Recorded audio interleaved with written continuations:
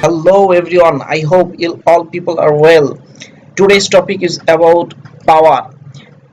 We are very much familiar with this word, and the major concern is what is power. Power and politics are among the most important concepts in the study of organizational behavior.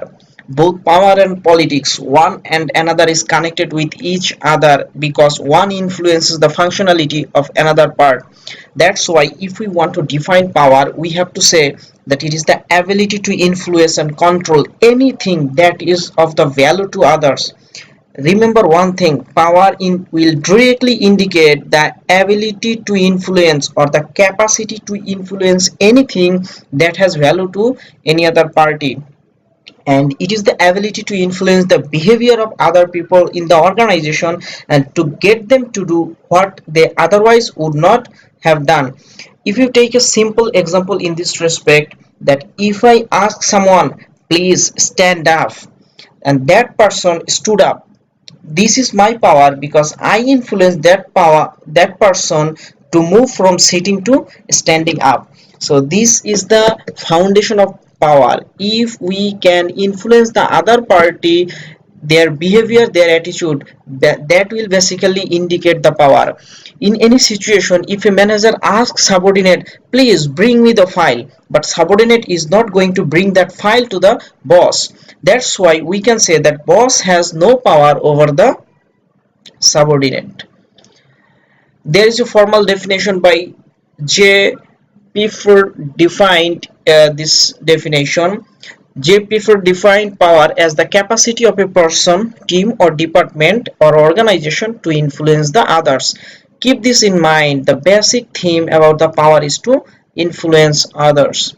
For example, power refers to a capacity that A has to influence the behavior of B so that B acts in accordance with the A's wishes.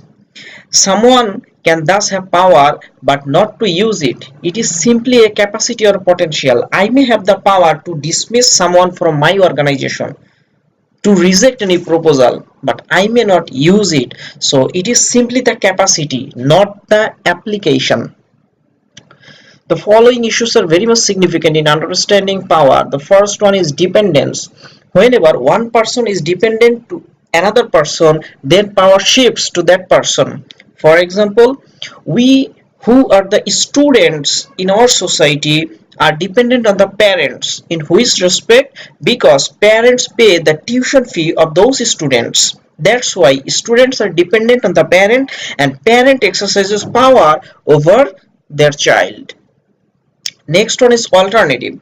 If we have more and more alternative, then our power will grow and the opposite party's power will be reduced. But if our alternative becomes very much limited, then that person's power will increase. The greater B's dependence on A, the greater A's power in the relationship. Dependence in turn is based on the alternative that B perceives and the importance B places on the alternative A control.